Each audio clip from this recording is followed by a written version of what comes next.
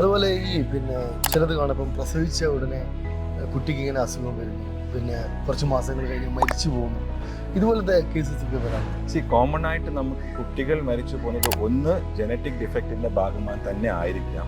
ആ genetic defect ഇപ്പൊ നമുക്ക് അറിയില്ല പ്രശ്നങ്ങളുണ്ടോ, പിന്നീടാണ് മനസ്സിലാക്കി വരുന്നത്. അപ്പോൾ കൊച്ചിന് എന്തെങ്കിലും തകരാറുകൾ വരുമ്പോൾ ആ ജനറ്റിക് ബേസിസിൽ ഇവാലുവേഷൻ ചെയ്ത് ജനറ്റിക് ആയിട്ട് എന്തെങ്കിലും ഡിഫക്റ്റ് ഉണ്ടെങ്കിൽ നമുക്ക് അതുകൊണ്ടായിരിക്കാം പോകും. പിന്നെ ചിലപ്പോൾ ഒരു കാരണമില്ലാതെ നാച്ചുറൽ കോസസ് കൊണ്ടും പോയേക്കാം.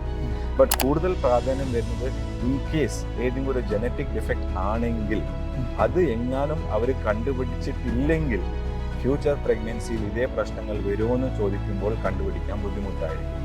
അപ്പോൾ ആ ഫസ്റ്റ് ബേബിക്ക് എന്തെങ്കിലും തകരാറുകൾ കണ്ടു കഴിയുമ്പം പ്രോപ്പറായിട്ടുള്ള ഇവാലുവേഷൻ ചെയ്തിട്ടില്ലെങ്കിൽ ഫ്യൂച്ചർ പ്രഗ്നൻസിയിൽ നമുക്ക് അസസ് ചെയ്യാനും ഇത് എന്തുകൊണ്ട് ഇങ്ങനത്തെ സംഭവങ്ങൾ വീണ്ടും വരാൻ സാധ്യതയുണ്ടോ, അതിന് പരിഹാരങ്ങൾ ഉണ്ടോ എന്ന് കണ്ടുപിടിക്കുന്ന സ്റ്റേജിൽ നമുക്ക് ബുദ്ധിമുട്ടാവും.